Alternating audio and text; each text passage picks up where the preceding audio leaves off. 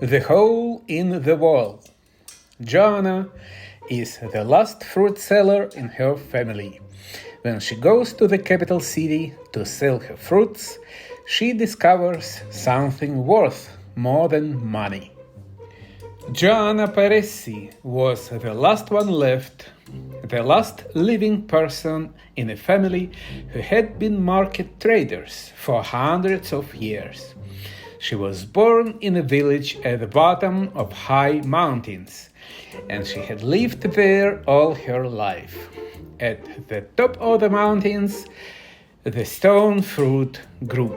In autumn, the fruit fell down the mountains. Most of the stone fruits got lost and no one could find them again.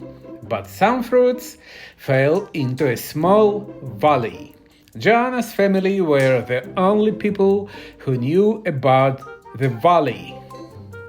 When the stone fruits fell from the trees, they were black and hard. It took 4 long months for them to become ripe. They turned from black to gray and finally to silver. Then people could enjoy the sweet, sun-colored fruits inside. When it was ripe, the stone fruits was delicious. It was the most popular food in the region. On market day, people got up early and queued for hours to buy it. Joanna's family always had more fruits to sell than anyone else. Her family had made a lot of money by selling the fruits over the years. But they were not as rich as the market sellers who sold their products far away in the capital city.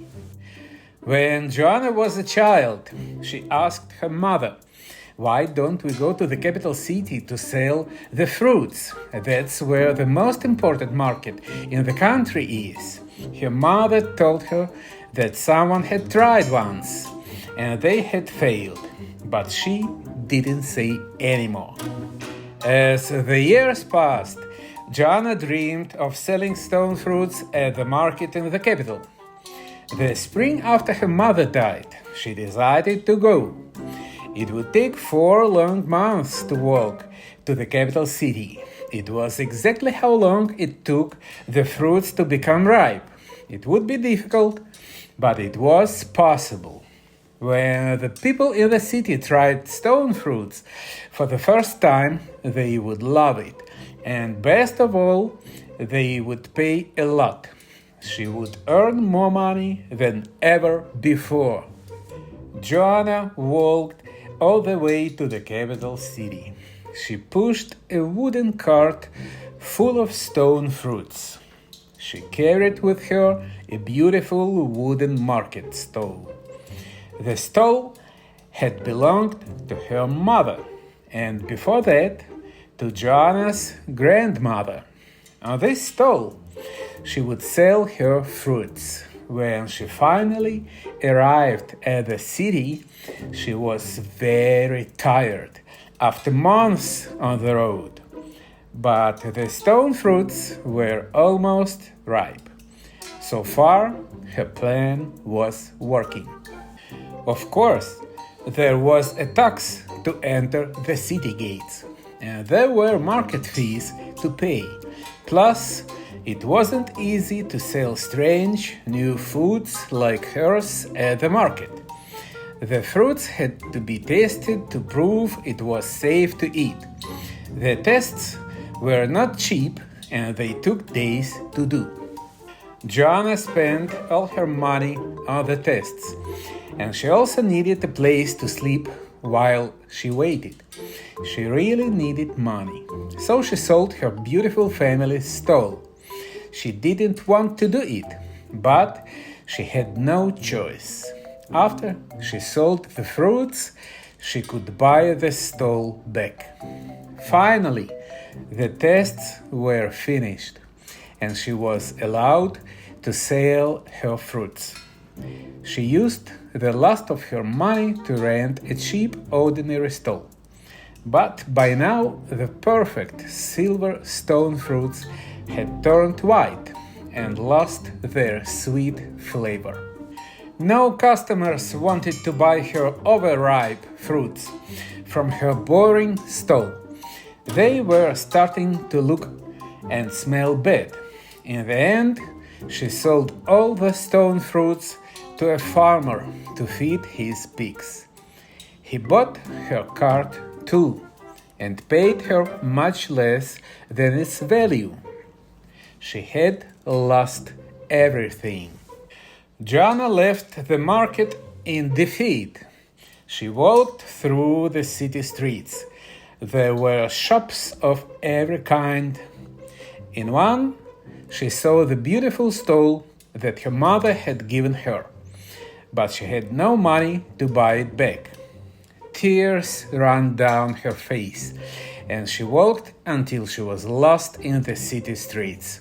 At last, she lay down in a corner and fell asleep. When Joanna woke again, it was dark, but there was something even darker on the wall opposite her. It was a hole in the wall. It wasn't a door, because it didn't reach the ground. It wasn't a window either. This was just a hole in the wall. It had nothing, just like her. Joanna felt so angry with the market and with herself. She pulled off one of her boots. It was full of holes from the long journey. She threw it across the street at the hole. It disappeared into the hole, but there was no sound as it landed. The boot was gone. It was just one more thing that she had lost by being stupid. Tired and sad, she closed her eyes on the world. But then she heard a sound. She opened her eyes again. There was something shiny on the ground. It was a coin, a single penny. It was enough to buy a meal. It was definitely worth more than her old boot. It must be a joke, she thought. She waited for someone to come out and start laughing at her. But nothing happened. She pulled off her other boot and threw it after the first. She saw it fly through the hole into nothing. But this time she saw another coin flying back out, then a second, then a third. Joanna picked up the nearest coin. She held it close to her face. It was real. She picked up the other coin. 3 pennies. She could buy new boots now. She took off her belt and threw it at the hole. In it went, and more coins flew back out. She picked those up too and counted them. 10 pennies. Enough for new boots and a simple belt. Excited, she quickly took off her traveling coat, her jacket, and both socks. She threw each one into the hole. When the sound of metal falling on the ground ended, she had a small pile of coins. She counted them over and over through the rest of the night. When the morning came, the hole in the wall had disappeared. Perhaps she had lost her mind, as well as her fruits, her cart, and her mother's stall. Fine, she didn't care. She had 38 pennies, and if you are a good trader, all you need is somewhere to start. Joanna was now a very unusual trader. She had no shoes, socks, or coat. She went from shop to shop with her pile of pennies. She bought a large bag, a long shirt, a pair of broken wooden shoes, all the old, broken, or useless things the other traders would sell her. When she had spent all her money, Joanna returned to the street where she had spent the night. All day she sat there, looking at the empty wall opposite. people walked past her. Some felt sorry for her. Others wondered what she was doing. But most people didn't pay her any attention. In the middle of the night, the hole in the wall appeared again. Joanna was happy that she hadn't imagined it. She opened the bag in front of the hole. Then, one by one, she threw things into the hole. Even the wooden shoes went in. The only thing she didn't throw in was the bag. When the sun rose in the morning, the bag was full and heavy with coins. Joanna bought new clothes with the money, a good hat, shirt, and trousers, boots to take her home, a thick coat for winter in the mountains, and a new, bigger bag. She had enough money left to do some shopping at the market too. She bought silk carpets, fine wool, bags of spices, and more. After a busy day, she returned to one special shop. There, she bought back her mother's stole, and then she went back to her lucky street with all the beautiful things she had bought at the market. She sat down for one last night, waiting for the hole. When the hole appeared again, she started throwing the spices into it. Then she threw the wool and silk and the other things. Silver and gold coins flew out of the hole into the bag. Soon her bag was filled with more money than she had ever known. For a moment, she thought about throwing her family stole into the hole as well. But then she had a better idea. The hole had always given her more than the value of the things she threw into it. So what about the gold and silver coins? What would the hole give her if she threw all the money in? What could be worth more than all the money she had? Maybe she would never have to sell stone fruits again. Joanna lifted the heavy bag of coins.